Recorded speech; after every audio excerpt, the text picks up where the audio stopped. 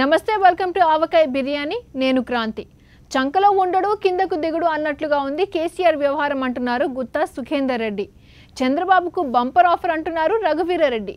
మాకు చేత కావట్లేదు అని ఒప్పుకుంటే తెలంగాణ తరపున కేంద్రంతో పోరాడతానంటున్న ఎర్రబెల్లి. శ్రీను వైట్ల బ్రూస్లీకి పోటీగా రామ్ గోపాల్ వర్మ బ్రూస్లీ. రికార్డింగ్ డాన్సర్తో పోటీ పడి చిందులేసిన నాయకుడు. పొలిటికల్ పంచులు, యాద్గిరి గిరీశంలో కొంటె ప్రశ్నలు, సరదా వార్తలతో ఇవాల్టి ఆవకాయ బిర్యానీ రెడీ.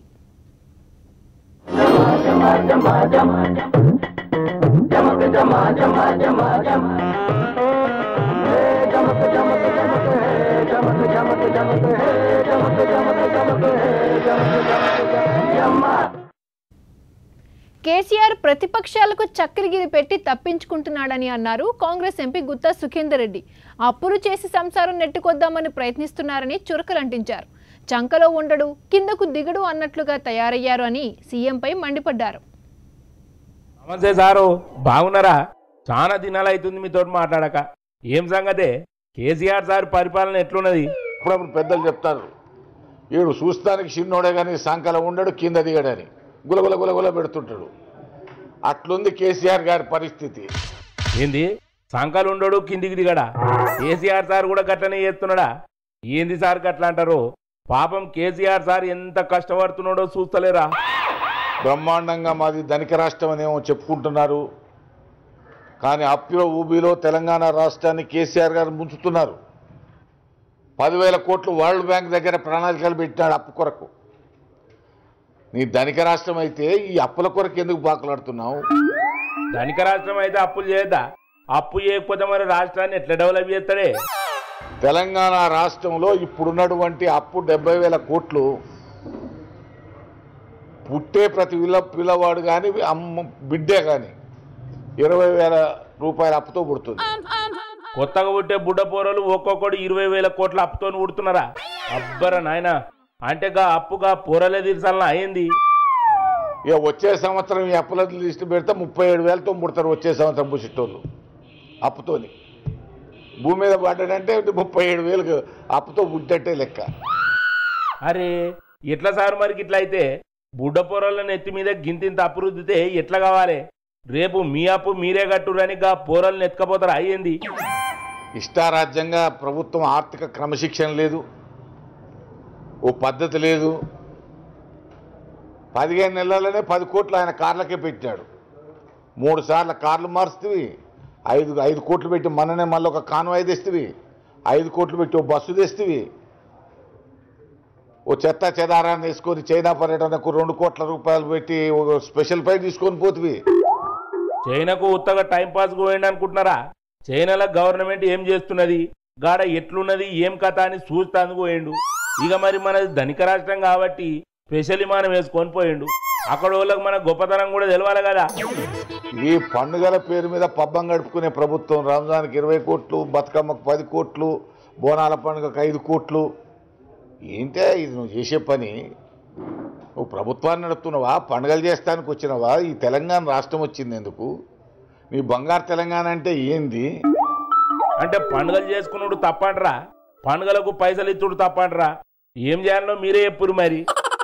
బ్రహ్మాండంగా చెప్తాడు శాసనసభలో, జానన్నా నువ్వు చెప్పినట్టు ఇంటా, ప్రతిపక్షాలు బ్రహ్మాండంగా చెప్పిన ఇంటా అని చెప్పేదే తప్ప చేసేది మాత్రం లేదు. సంకర చెక్కులు గుళ్ళు పెట్టుడు, బయటపడు, తర్వాత నీ ఇష్టారాజ్యం నువ్వు చేస్తుడు. ఏంది ప్రతిపక్షాలకు సంకలల్లో సక్కులు గుళ్ళ పెట్టి తప్పించుకుంటున్నాడా?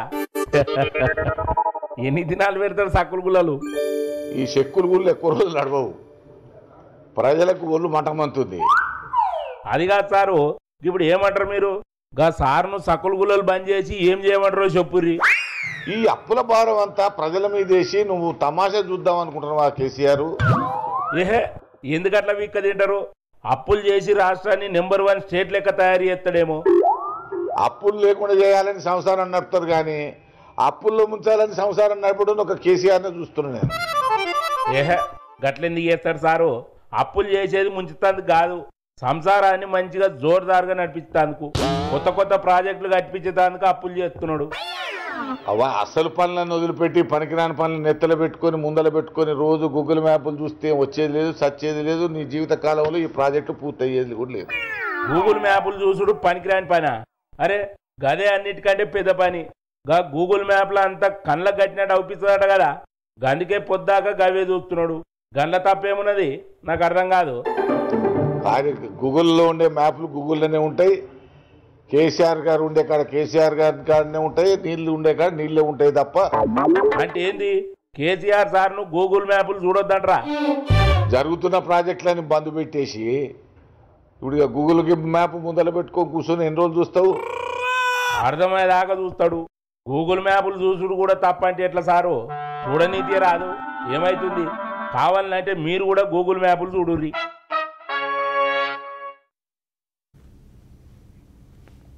రాష్ట్ర స్థాయిలో ఇన్నాళ్లు అబద్ధాలు చెప్పిన చంద్రబాబు నాయుడు ఇప్పుడు జాతీయ స్థాయికి ఎదిగాడని అన్నారు రఘువీరారెడ్డి. త్వరలో ఇంటర్నేషనల్ లెవెల్కు వెళ్తాడని చురుకులంటించారు. బాబు ఆస్తులకు 3 రెట్లు ఇప్పిస్తాను, ఆయన ఆస్తులు ఇచ్చేస్తారా అని ప్రశ్నించారు. నమస్కారం రఘువీరారెడ్డి గారు, ఏం జరిగిందో చూసారా? ఇక నుంచి తెలుగుదేశం పార్టీ నేషనల్ లెవెల్లో పనిచేస్తుందంట. మన చంద్రబాబు నాయుడు గారే టీడీపీ కేంద్ర కమిటీ అధ్యక్షుడిగా ఉంటారంట.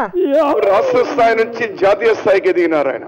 ఇంతవరకు అబద్ధాల లెవెల్ కూడా రాష్ట్ర స్థాయికి ఉంది, ఇప్పుడు జాతీయ స్థాయికి పోయింది.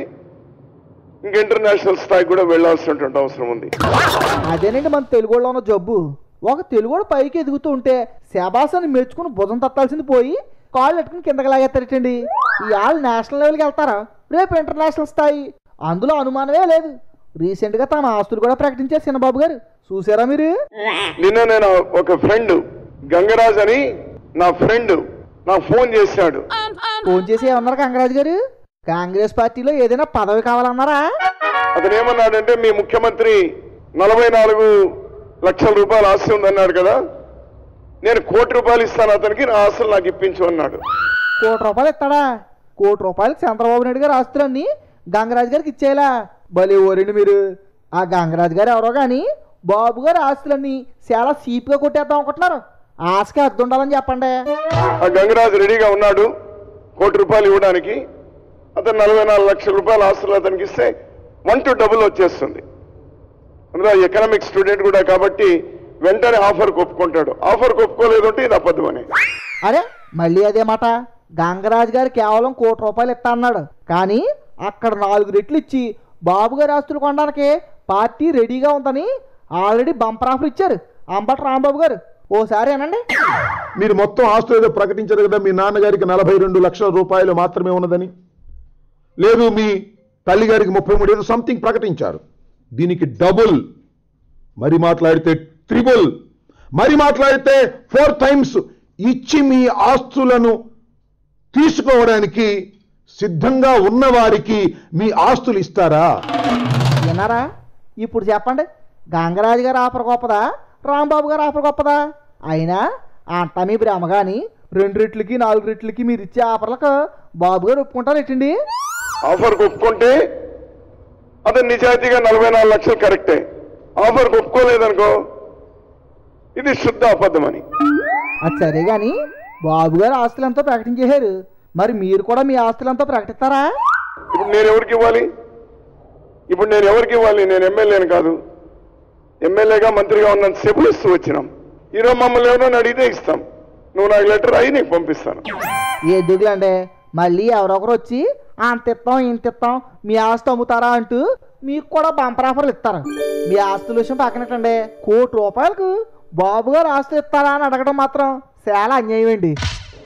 ఇంకో ఆల్టర్నేటివ్ కూడా ఇస్తాంలే. ₹1 కోటి అమ్ముకోవడం అనేది ఒక ఆఫరు. ఈ నా ఫ్రెండ్ అంటా ఉన్నాడు, లేదు 3 కోట్లకి ఆఫర్ ఇచ్చినా ఇవ్వలేదని. అరే నాయన, అక్కడ 4 రెట్లు ఇవ్వడానికి పార్టీ రెడీగా ఉందని రాంబాబు గారు చెప్పింది వినలేరా? 4 రెట్లు కాదని 3 రెట్లకి ఇస్తారా బాబు గారు? ఏ ఆయనకి ఏమో లెక్క అనుకుంటున్నారా ఏంటి? ఓకే, ఇంకోటి అతను చంద్రగిరి నియోజకవర్గం నారావారిపల్లి పక్కనే కాణిపాకం. మాకంటే వాళ్ళకి విశ్వాసం ఎక్కువ. అయితే ఏంటంటారా, అందరూ కలిసి గుడికి వెళ్ళొస్తారా? కాణిపాకం దేవస్థానం దగ్గర పోయి ఇదో నా కొడుకు ప్రకటించినటువంటి ఆస్తి ఇంతే, ఇంతకంటే ఎక్కువ లేదు అని అక్కడ చెప్పినా కూడా చాలు. ఇంక ఈ విషయం మేము మాట్లాడడం, స్టాప్, ఫుల్ స్టాప్ పెట్టేస్తాం. అంటే బాబు గారు కాణిపాకం రారు, వచ్చినా అలా చెప్పరని మీకు నమ్మకం కదా? అబ్బా, ఎంత నమ్మకం సార్ మీకు చంద్రబాబు గారి మీద? తెలంగాణ ప్రభుత్వం తరపున కేంద్రంతో పోరాడి సహాయం అందేలా చూస్తామని మాటిచ్చారు ఎర్రబెల్లి దయాకర్ రావు. అయితే అందుకు ఆయన ఓ షరతు విధించారు. రైతు రుణాలు చెల్లించలేకపోతున్నాం, మాకు చేత కావట్లేదని ఒప్పుకోవాలట. పిచ్చి పిచ్చి పనులకు బోల్డ్ అంత డబ్బు ఖర్చు పెడుతున్న ప్రభుత్వం రైతుల కోసం ఎందుకు ఖర్చు చేయట్లేదని ప్రశ్నించారు. నమస్తే దయాకర్ రావు సారు, అంత మంచేనా? ఏం సంగతి ఇట్లొచ్చినావు? ఏమన్నా ముచ్చటున్నదా? సరే, ఏం ముచ్చట చెప్తావు చెప్పు. ఇప్పుడు మిగులు బడ్జెట్ గుజరాత్ తర్వాత తెలంగాణ రాష్ట్రమే మిగులు బడ్జెట్ అని గొప్పగా చెప్పావు. మరి ఇప్పుడు ఏం పుట్టింది నీకు? ఏం పుట్టిందా? అరే ఏంది సారు గట్లా అంటారు? ముఖ్యమంత్రిని పట్టుకొని గట్లనైనా మాట్లాడేది? ఎమ్మెల్యేలను మంత్రులను తిట్టినట్టు తిడతారేంది? కొంచెం మర్యాద ఇవ్వాలి కదా. ఏది కూడా దాటేసేతో మంత్రులు పిచ్చి పిచ్చి స్టేట్మెంట్ ఇస్తారు. ఇలా కడియం శ్రేయ గారు మాట్లాడారు, కేంద్ర ప్రభుత్వం అప్పు అంటే రైతులు ఇన్సల్ట్ చేస్తున్నావా? అంటే కేంద్ర ప్రభుత్వం మీద నెట్టేసి చేతులు దులుపుకుంటావా? ఏహే, కేంద్ర ప్రభుత్వం మీద ఏడ నెట్టేసిరో? కేంద్రం కూడా ఒక చెయ్యాలని చెప్పిర్రు. రైతుల రుణాలు మాఫీ చేసేందుకు కష్టమవుతున్నది, సెంట్రల్ గవర్నమెంట్ కొన్ని పైసలు ఇస్తే మంచిగా ఉంటుందని చెప్పిరేమో. గండ్ల తప్పేమున్నా సారు? నేను ఒకటే అంటున్నా, ఎన్నికల హామీలు ఇచ్చినప్పుడు మీరు మాట్లాడారా కేంద్రం సహకారం తీసుకొని మేము రుణమాఫీ చేస్తామని? ఎక్కడ లేదే. గట్లా చెప్తారా ఎవరన్నా? ముందైతే ఏదో ఒకటి చెప్పాలి, ఓట్లు వేయించుకోవాలి, అటెంకల కొర్రీలు పెట్టాలి. మీ చంద్రబాబు సార్ కూడా ఏపీలో గదే పని చేసిండు కదా, మర్చిపోయి రాయింది. మీకు డబ్బులు లేవు, నేను ఇచ్చిన ₹1,00,000 హామీ చేయలేకపోతున్నా, రైతాంగానికి చేతులు ఎత్తి మొక్కుతున్నా అని నువ్వు చెప్పు. కేంద్రం దగ్గర కొట్లాడి ఇప్పించే ఏర్పాటు చేస్తాం. ఏహే, పైసలు ఎందుకు లేవు? మస్తు పైసలు ఉన్నాయి.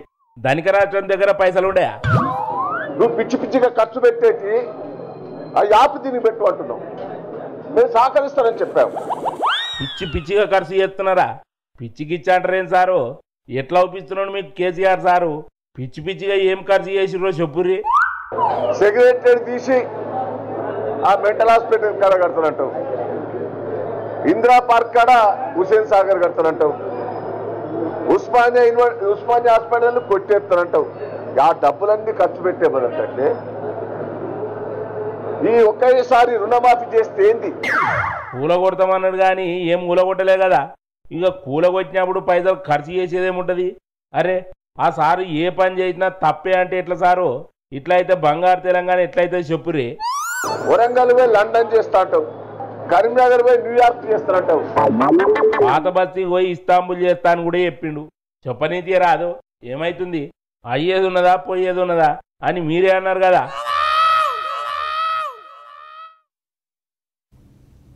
రామ్ చరణ్తో శ్రీను వైట్ల బ్రూస్లీ సినిమా తీస్తున్నాడు. త్వరలో విడుదలకు సన్నాహాలు చేస్తున్నారు. ఇంతలో బ్రూస్లీ ట్రైలర్ రిలీజ్ అయింది. అందులో రామ్ చరణ్ లేరు. ఓ అమ్మాయి హూ హా అంటూ పంచులు విసురుతోంది. ఈ అమ్మాయి ఎవరు అని అందరూ ఆశ్చర్యపోయారు. అసలు బ్రూస్లీ ఎవరు? కొసలు బ్రూస్లీ ఎవరు? ఎప్పుడు ట్విట్టర్లో బాంబులు పేల్చే రామ్ గోపాల్ వర్మ గారు మరో బాంబు పేల్చాడు. ఉరుములేని పిడుగులాగా రాత్రి సైలెంట్గా బ్రూస్లీ అనే పేరుతో ఒక ట్రైలర్ రిలీజ్ చేసి పారేహాడు.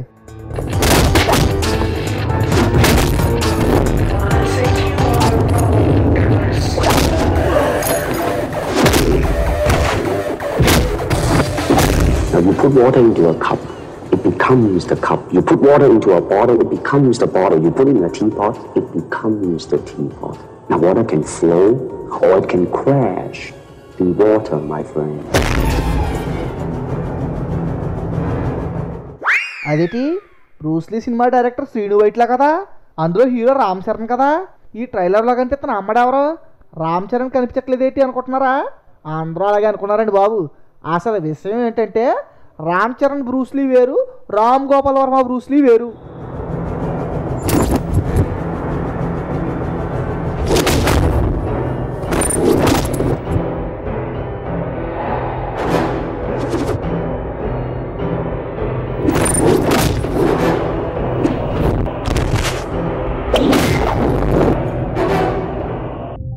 ఆల్రెడీ ఒకవైపు సీను వైట్ల బ్రూస్లీతో రెడీగా ఉన్నాడు. ఆడియో రిలీజ్ ఫంక్షన్ కూడా చేస్తున్నారు. ఇప్పుడు సడన్ గా రామ్ గోపాల్ వర్మ బ్రూస్లీ పేరుతో ఈ అమ్మాయితోని తెగ ఫైటింగ్లు చేసేస్తున్నాడు.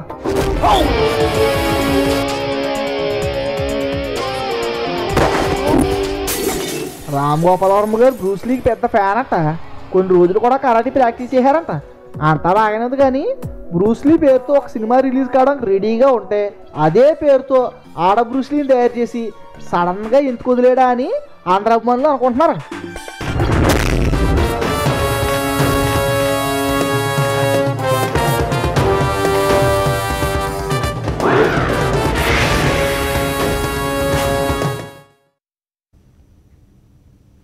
అసలే నాయకుడు ఆపై ఫుల్ జోష్లో ఉన్నాడు. ఇంకేముంది, స్టేజ్ ఎక్కాడు. ఎక్కి ఓ అమ్మాయితో కలిసి స్టెప్పులేశాడు. త్వరలో ఎన్నికలు జరగబోతున్న బీహార్లో ఓ నాయకుడు రికార్డింగ్ డాన్సర్తో కలిసి పబ్లిక్గా చిందులేశాడు. అంతేకాదు ఆనందంతో ఆ అమ్మాయి పైకి నోట్లు ఎగజిమ్మాడు. కొంతమంది లీడర్లు మస్తు గమ్మతుంటారు.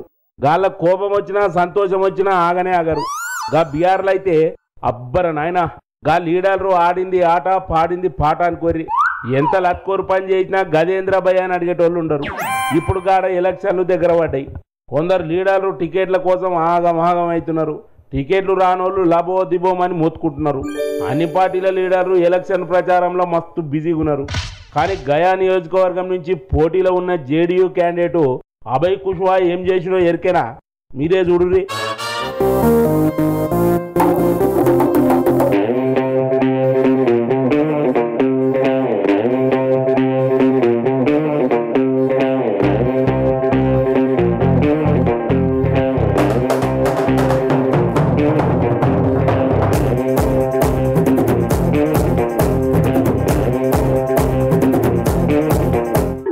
ఒక పోరి తెలుగు సినిమాలలో ఐటమ్ సాంగ్ లో డాన్స్ చేసే హీరోయిన్ లెక్క చిన్న షెడ్ వేసుకొని స్టేజ్ మీద ఈయరమైర డాన్స్ చేస్తున్నది. మరి ఆ డాన్స్ చూసి మనోనికి ఏమనిపించిందో ఏందో, గాయన కూడా స్టేజ్ ఎక్కి గా సినిమా హీరో లెక్క పోరితోని స్టెప్పులు వేసిండు. జేబుల నుంచి పైసలు తీసుకుంటా గా పోరి మీద తల్లిండు.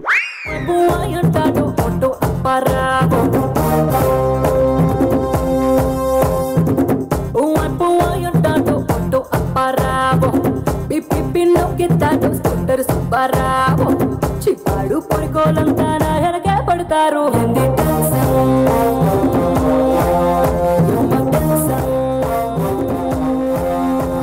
అబ్బర నాయన మంచిగానే చేస్తున్నావు డాన్సు. మెల్లగా మెల్లగా ఆయంత జారి పడుతువా అంటే నటిబొక్కి ఇరుగుతుంది. అరే అబ్బా జారి పడనే పడ్డాడే.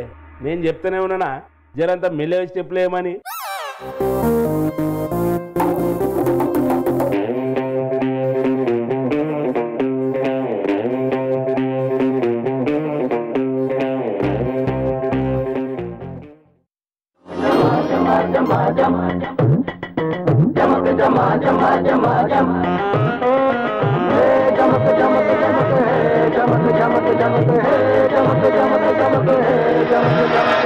జమ